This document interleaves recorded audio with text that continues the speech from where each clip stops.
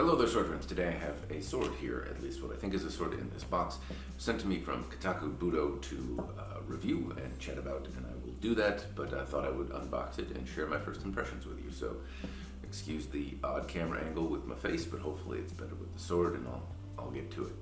I kind of always like these semi-lackluster packages. They do the job, and they don't cost a ton of money.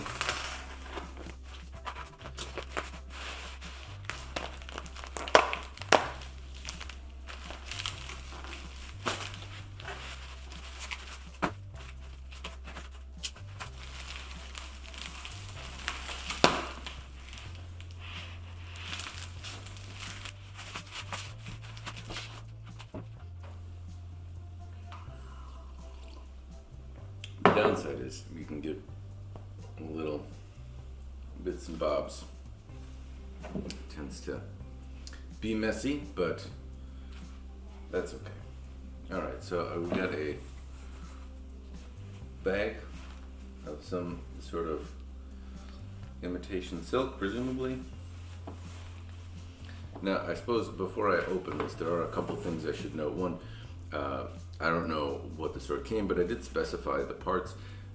Raphael at Kataku Budo, hopefully I'm saying the gentleman's name right, gave me the option of what saya to pick, what bits and bobs, but asked that I review a particular type of sword, the 9260 mostly because it wasn't the most or least expensive, just a popular selling piece that I can review and provide some insight or feedback on. But anyway, I did get to specify some of the colors and things like that, so we'll see how that turned out.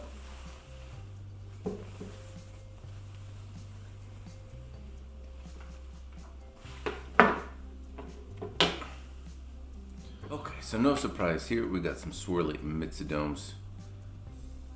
Naturally, shouldn't be a surprise why I chose that.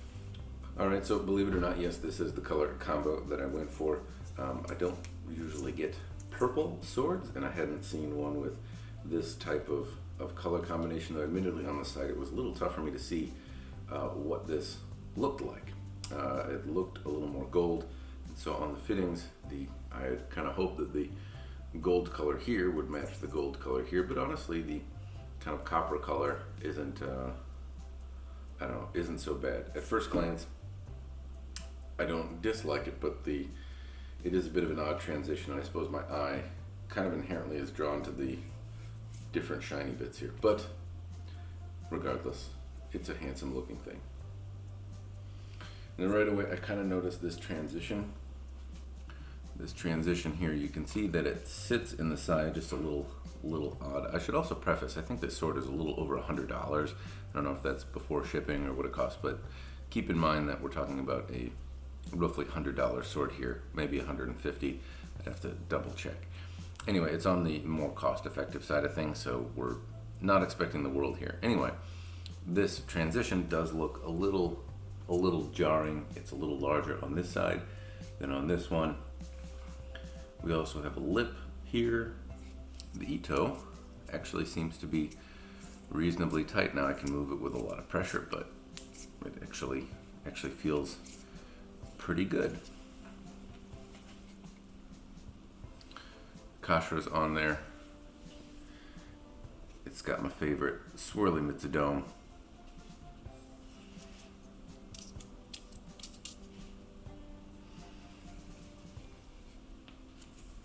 It doesn't fall out very easily, but it might be wrapped in plastic yet. I haven't taken the blade out.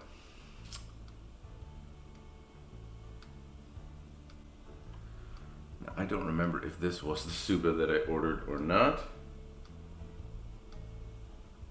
Now, if I recall on the website, I believe you get to pick like a fittings package, and I chose this one because I saw swirly Mitsudomes on it, but I don't know if the Suba was kind of stuck in there as well. There was some choice, but not as complete as every single bit and bob on the sword. You didn't get to choose. There were some combinations, but colors and things like that, I'll show the website later in the review. The saya seems reasonably clean. It's not a perfectly flat surface, but there's not a jarring texture on my finger between these 2 points. Paint seems even and nice. At first glance, everything seems tight. Nothing rattles. We'll check this out. Oh, well, this might be why it didn't rattle. Now this isn't necessarily a bad thing. You can see that the blade is wrapped in cellophane or some sort of plasticky substance. The main point is that it keeps the oil evenly coated on the blade and can prevent it from rusting. Other manufacturers might coat it in wax or a various amount of things to attempt to mitigate any kind of rust or degradation on the blade. Wrapping it in cellophane seems to keep the blade from getting those very lovely bits of Saya rub as it comes across the pond. So as I take this off, it'll be interesting to see if it's nice and clean and shiny.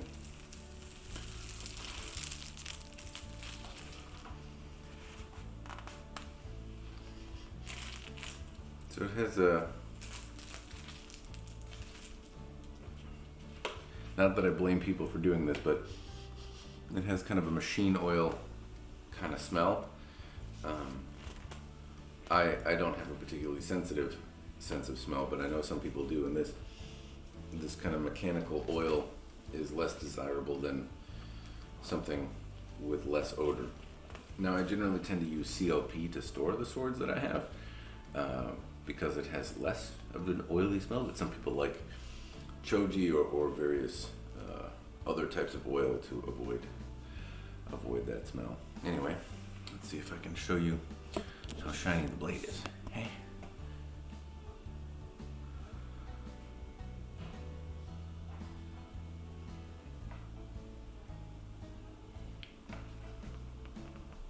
So the website Kataku Budo is supposedly a distributor for these things. Now I don't think they are making the swords, but they're working with a vendor in China to produce some cost-effective pieces. And at a glance, this seems to be hitting the nail on the head in terms of cost-effective. What you can make out here, some tooling marks along the bohie. The polish looks very, very simple. If my camera will participate with me. So the polish looks really basic. You can make out some tooling marks here.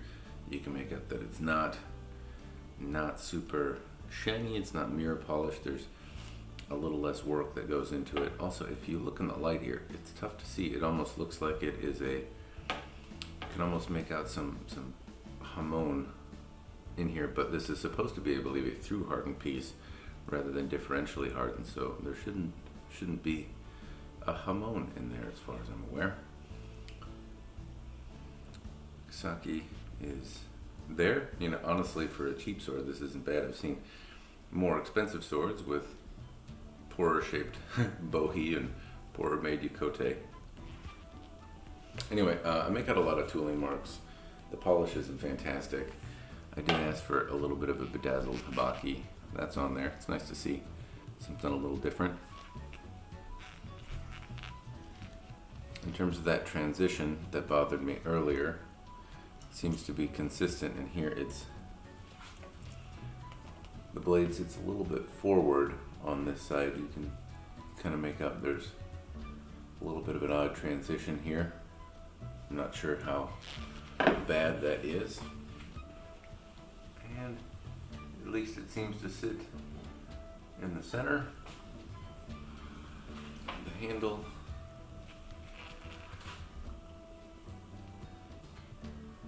seems to line up.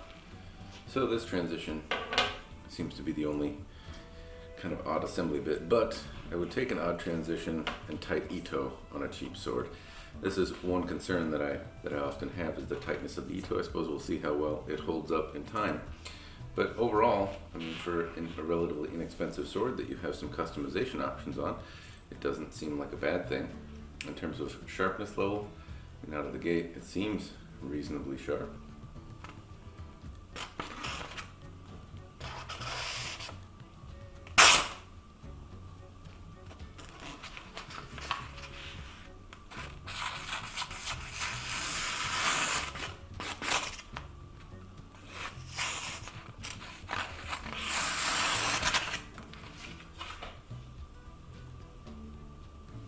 I guess we'll have to wait until the testing side of things to see how well it holds up.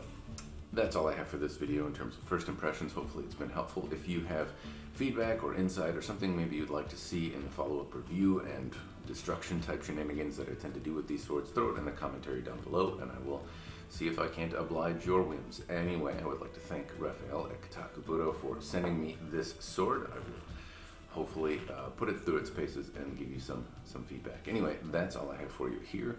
As always, cheers and thanks for watching.